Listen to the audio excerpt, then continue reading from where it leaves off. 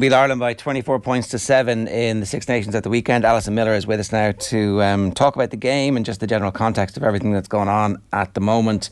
Alison, I think there was probably some hope that the team would put in a performance somewhat inspired, somewhat in answer to the Telegraph article and the controversy that surrounded it. But really, they're just not in a position to do any better than they did against Italy, are they? No, but at the same time, it was the first game this year where I felt they were in it, that they could have actually, they were competitive, and that, like, at times I felt, oh God, they could score here and they could come back into it and they could potentially win. Not felt that in any other game this year. And yeah, we're just going to have to be realistic about where this team are at now and be patient. And that's not saying it's giving excuses for poor performance. It's been realistic. I think the players would say that themselves, that they're not where they want to be yet. So, it was a tough week for the team, I'm sure. A lot of negativity surrounding the women's game for quite a while now.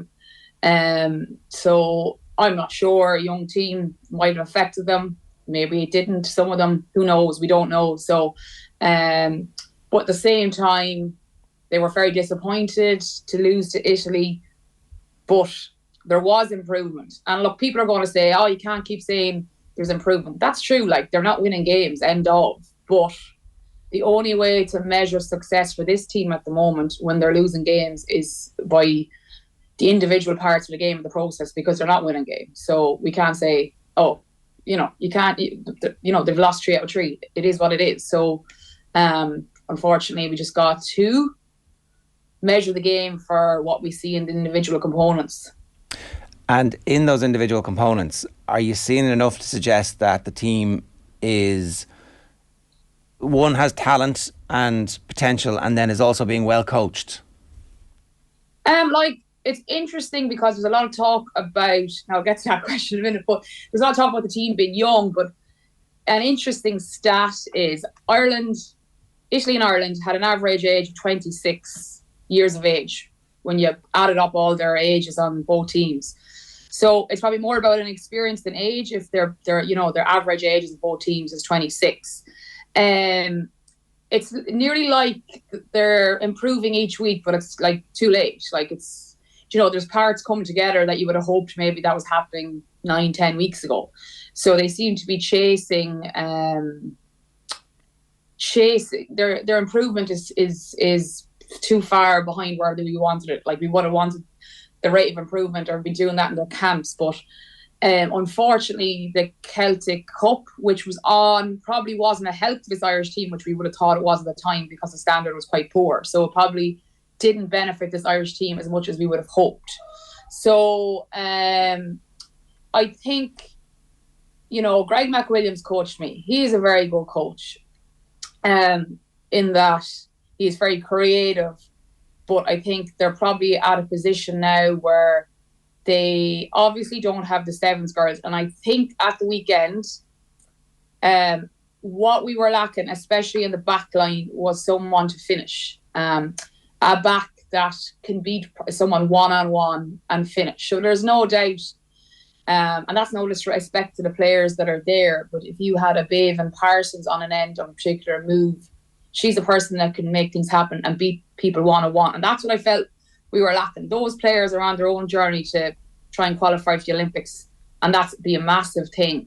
I suppose we're hoping to see more players come through, in the future, that we have, that it's not as a massive issue when we have girls gone to the sevens. Can I ask you about the Olympics, right? Because I am a different age from people who've kind of got into sevens rugby. I certainly was never part of, when I was a kid growing up, there was the Six Nations and there were World Cups, and that's kind of what our rugby culture was based on. And I understand that there is a new generation who are mad into the sevens and follow the fortunes of the team, and they're on YouTube, and it is a different. They're trying to do something different to it. I don't really, even if Ireland go to the Olympics and do well in the Olympics, I'll feel the same I would about the golfers winning a medal in the Olympics. Fair play, happy for you, but it doesn't really matter because it's not the athletics in the Olympics, or it's not like the boxers in the Olympics, which is the peak of their sport. For me, the peak of rugby is the Six Nations and the World Cup. And we had a team that was competitive in the Six Nations and the World Cup, and we decided to go over here and chase this shiny thing. And I don't know. Did you grow up dreaming of being a Sevens Olympic champion? I didn't dream up of being any rugby player because, I mean, I got to rugby late like every one of us at the time. But maybe I'm in a different position. I grew up doing athletics and Gaelic football, very different sports, but Olympics would have been a big thing in athletics. So for me, when I was playing rugby, Sevens was all about Olympics. You know, I would have liked to have got to the Olympics. Liked playing on the World Series, but for me, Sevens was all about Olympics. And if I could have gone to one Olympics, fantastic. But rugby, yes, to everyone out there, to majority of people out there, it's about World Cups and Six Nations. And my husband played rugby all his life, and play AIL and all that, and he'd have no interest in watching Sevens. And it's funny because when I was playing Sevens, back when I was, and I might be playing a Six Nations, the general people like me out where I'm from, Lee, should be like, why are you not playing the Six Nations? Where are you? Like, they wouldn't know that you're playing Sevens. So yeah, I think there is, like, for example, my brother would be not a massive rugby fan, he's a soccer and Jay, and he came to watch me in Hong Kong at the time years ago, and he much preferred to watch Sevens because for him, he just preferred watching it. There wasn't maybe the intricacies of the scrum and line out and different things. He just, So, I don't know, maybe there's a different audience. It'd be a massive thing for the girls to qualify, 100%. But yeah, like, if we're being honest, I think where most of the interest from maybe the common public and maybe the rugby community would be 15s. But I think if you're an athletic girl and you're going between 7s and 15s, you probably like to achieve in both if you can. You know what I mean? So I don't know if that answers your question, but yeah, like, I think that's where the tradition lies in our country with 15s. Well, as Ger said this morning, Alison, that decision not to pick the Sevens players is a decision. And to be honest, I think, when they're chasing Olympic qualification, I think it's the right decision because 2016, the team didn't qualify, which I was part of. 2020 didn't qualify, and now they're in a really good position to qualify. And they have been mixing with the best teams on the circuit. And look, very different games. And I would say a few of the girls can come in and be very good at 15s. And I think there's kind of a hybrid player that can do both. And I have seen unbelievable backs in 15s that don't take to the Sevens game. I have seen unbelievable Sevens players on the circuit, on the World Series, that don't take to the 15s game. So it's not saying that, but there's no doubt that a game breaker like Bevan Parsons yesterday, and she can beat people, but she's quite physical as well. And I kind of felt in the backs, with probably the exception of Aoife Dalton, I thought she had a really good game. Probably lacking a little bit of physicality in her backs as well. So, what I thought was improved was their defence in terms of their shape and their structure and their ability to get off the line. Probably what let them down was just the ability to finish the tackle. Sometimes they were wrapping and then the people were breaking the tackle. So, like, shape, structure, line speed, intent was much better, but then the ability just to finish off the tackle and squeeze and get them to the ground and finish off the tackle was lacking. So they're, improvement, but not finishing it off. We also saw, like, our ruck height on Saturday was very high, and that's something that is just the basics, and that should be better if the guards are going to be honest with themselves and the coaching, because there was times we made line breaks and then we had, we'd make a really good line break and then we'd have very slow ruck ball because we couldn't clean out our rucks effectively with good ruck height. We were getting into a shoulder battle, which we didn't need to, and then we couldn't then play off that quick ruck ball because our rucks were ineffective. So that was an issue in that game. And I think we're not being clinical 10 metres out. When we get an opportunity, we're just not able to take it.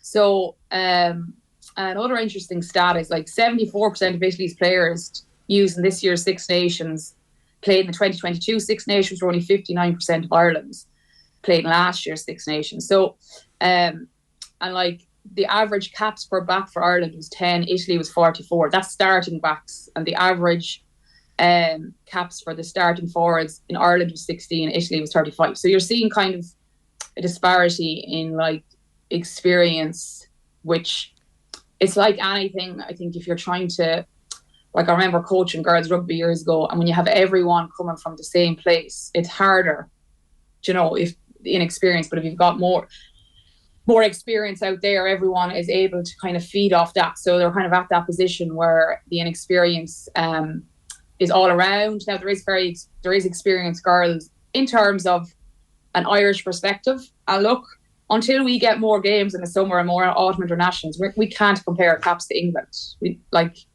I played for 10 years and played in nearly every Six Nations games, and I only have nearly 50 caps. So, and that was me playing all the time. So we can't compare against England, who went off in summer tours and autumn internationals, because that's realistically, we haven't done that as a country yet.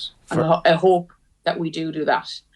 That's on the RFU though, not organising those games, not investing in the game. Like and the point about the caps is interesting, but it's a choice as well in that we're not picking the experienced players. Yeah. We've decided to, you know, anybody who was part of the old stuff, you can head off there now. And it does feel like a lot of the stuff that was written about in the article is kind of like a factor of decisions that have been made, and a lot of the people who made those decisions are still involved with the IRFU, and you're kind of thinking, I'm just not sure the direction we're going in. Like, I think the thing is, like, what is that quote? Those that fail to learn from history are doomed to repeat it. And I think there is fantastic work being done in the RFU. There is fantastic people working there in the women's game. But I think the big thing is, I know they said, look, you have to forget about, these are all irrelevant because it's in the past. But like any organisation, whether they're successful or not, like you constantly kind of have to ask yourselves, what are we doing right? What can we do better? And that's any company, any organisation. You constantly have to just look back and go, what are we learning from? Like, we didn't do that very well in the past. How can we do better? And that's just kind of maybe, and I don't think that's what any organisation should do all the time. So I think maybe there's a little bit of looking at things that happened and seeing, well, we don't really want to let that happen again. So how can we move on? Yes, we're doing really good things, but like, how can we do things better? Because we're constantly striving to be better. And I presume the RFU want to be that organisation that, you know, can adapt and evolve and do things better and not be afraid to, you know, ask themselves, could we do things better? There's nothing wrong with that. There's nothing wrong with putting your hands up sometimes and saying, okay, we could have done that better.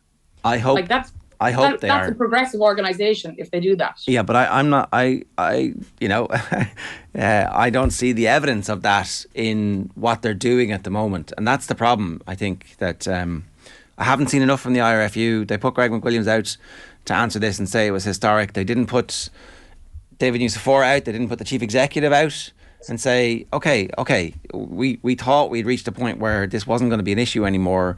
We hoped that this was historic. It clearly isn't, but we're on top of this, don't worry. And I don't know. Yeah, that's the right response, isn't it? That's a sensible approach. Like, you know, if anyone does that wrong, anyone in our jobs would go, oh, I'm sorry about that. I thought we'd really look to really try and improve that. Instead of sometimes it comes across defensive, you know. I suppose the only thing I have to say is sometimes all these stories, they take away from what we need to fix and getting better at rugby. But at the same time, we can't ignore the past because that is an indication of how our future goes. Like, I'm a history teacher, so we have, like, people will always look at history so we don't repeat the same thing over and over again. So, yeah, like, hands up and go, like, you know, there was a story about the protein. I mean, all I think you had to say was, God, we hope that never happens again. We'll do everything in our power to ensure that every player, you know, whatever, simple. I don't know. Yeah. I'm no PR person, but would that not be, instead of saying we don't know who this scenario is? Look, but that's neither here nor there, because I think at the same time, as a player, You know, you just kind of have to make things, unfortunately, you just have to kind of roll with things at the same time, but not. It's a fine balance, isn't it? Kind of not to make excuses for yourself, but to kind of demand change, but to not let it drag you down. Yeah. And look, all sports in Ireland in our history have gone through this at every level. You know, you think of Roy Keane complaining about facilities. You think of Keith Wood's generation and Brian O'Driscoll's generation setting the standard for what was expected and acceptable in the men's national team and the approach, and these teething difficulties could lead somewhere good. But I just want to see some more evidence from the IRFU that they're listening to it. And I think players' voice is really important, and I think a lot of the issues just could be avoided with just a little bit more player input, and that's actually listening to the players. And it's not, it's just, that's a simple thing to do, because they're the people that you need. You need your players, and I think the women's game is really growing in this country, and I think you have to remember that, where if you have a club and you're getting more girls into it, you get more memberships, they're bringing along their brothers that might not. I was involved in Portlaoise Rugby Club, and I was involved with underage girls maybe, 12 years ago now. But traditionally and you kind of see that in rugby, you'll get maybe girls coming from non-traditional backgrounds, maybe more so than boys, and then they bring along their brothers that might traditionally never have. So massive opportunity to, really drive this women's game and see it as positive thing. Exactly. Why not? We've got to leave it there. Positivity, say, in GA and women's, and how they really help communities and clubs. So let's just try and see it in the positive. But I think realistically, Ireland are going to have a difficult encounter now against England, and it's going to be a tough one.